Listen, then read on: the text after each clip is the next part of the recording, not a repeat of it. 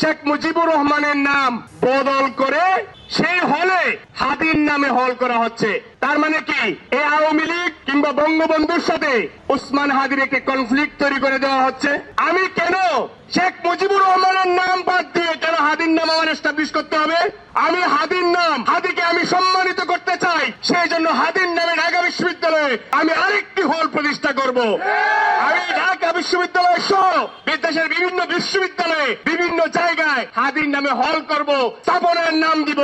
কিন্তু এই যে নাম পরিবর্তনের রাজনীতি, যে রাজনীতি করেছিল আওয়ামী লীগ, আমার সুস্পষ্ট মনে রয়েছে তখন জিয়া আন্তর্জাতিক বিমানবন্দরের নাম পরিবর্তন করে শাহজালাল আন্তর্জাতিক বিমানবন্দর করেছিল।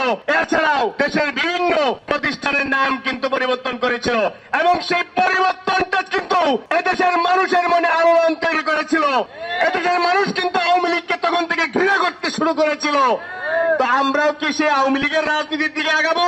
আমরা সেই আওয়ামী লীগের রাজনীতির দিকে আগাবো না।